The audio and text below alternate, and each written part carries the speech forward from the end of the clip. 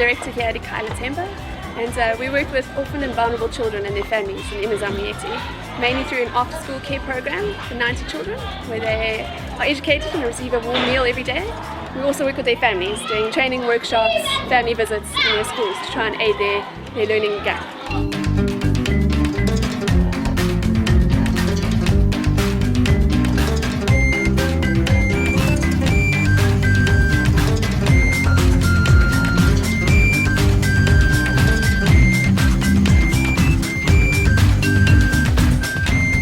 So iKaya Temba started in 2003. There was a vision to actually start an orphanage here in Imizamiyeti with the AIDS orphans. But when they worked with the community and found out what their needs were, they said that instead of taking our children away, rather help us take care of our children here, educate them and support them here in Imizamiyeti. So the vision was born slowly then for an after-school program, and it started here on YMCA land, where we had a container right at the beginning with a few children getting taught every day. And then it grew into one building that was a solid building, another room. And as it's developed slowly but surely, we now have 2 classrooms, a kitchen, computer room, a library and offices, and we have 90 children that come here Monday to Friday from about 2:30 to 6, and they receive a warm cooked meal every day.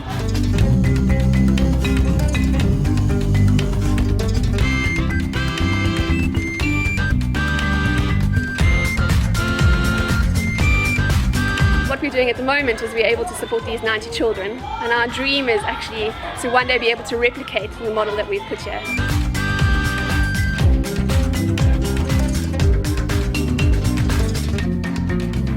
Our next phase in terms of our buildings and what we're seeing is that we're able to put a 3rd classroom in, which will help us to have enough space for all 3 classes, all 90 children that we have here. We've recently renovated our kitchen, which has been amazing, and we have had funding for those 2 things.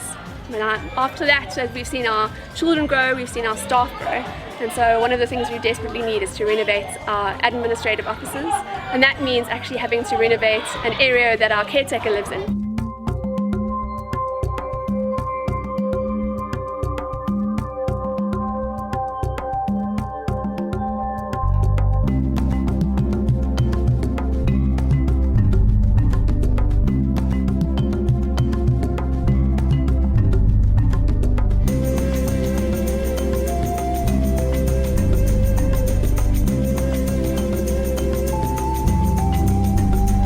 Temba's needs has grown ever since we started here. They need more facilities for the children. What we want to do is a training kitchen, 2 new classrooms.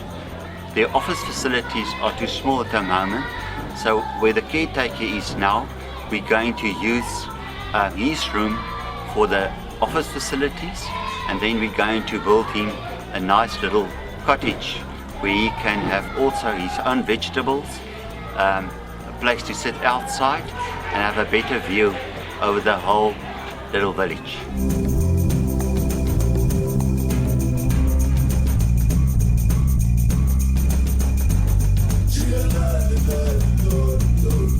Another dream for us, as we've seen the number of children grow, and we've really been able to work with the parents, is we've seen that if we can supply opportunities for the parents to be trained, to be educated, so they can find a space to learn skills and to generate an income for their families, that will actually be helping the children even more.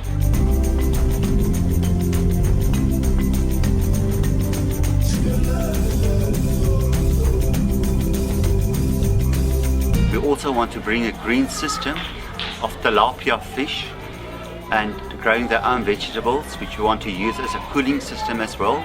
Then our further need is 2 new classrooms, where all the children, we're going to combine 2 classrooms to be also used as a small hall. The facilities is too small at the moment, and the hall we're going to make larger, that all the children can be at once in one big hall. So the need is to enlarge whatever we have here, to have more facilities for the children and teach them new skills. Our next dream is actually to develop like a kitchen where they can be trained and where they're able to sell the goods that they make here, that they're trained to make here at iKhaya, to people who come to visit us. We often have foreigners and tourists coming through, and we love to just expose them to the amazing skills that our parents already have.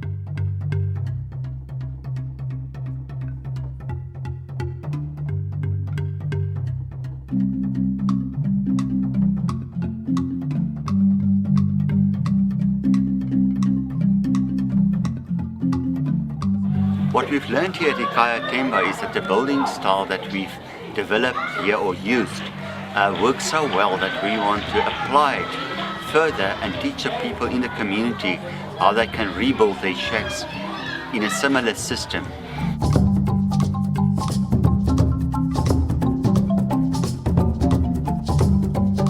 I think what iKaya Temba has done well is we've diversified in terms of our funding. We've found people who've come and fallen in love with what we do, as well as formal funding applications. But one of the big things that we do is we've really focused on the community needs. So we've gone and we've spent time with parents, we've spent time even asking the kids, what do they need, what do they want? We focus on this being a safe place. In the township there's often a space for children, but it's not safe. You can hear that parents know that their children are safe and they're provided for. We do quality education, good cooked meals, and we focus on a balanced effect in terms of supporting these families, not just one area.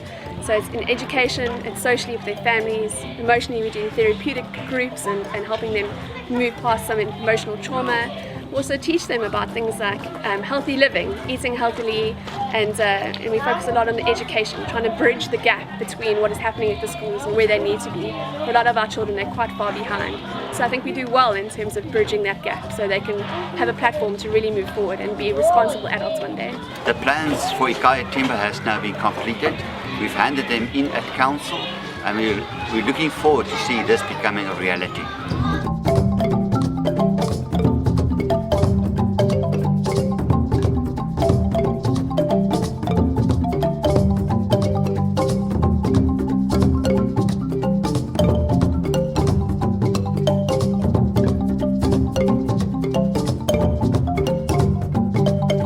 For these children is that one day they will become responsible adults who have the understanding about HIV and AIDS, who have good quality education, and who have a sense of hope and dignity for their future. So one day they'll become moms and dads who will support their families, who are able to provide for them, love for them and care for them, and stop the spread of HIV and AIDS.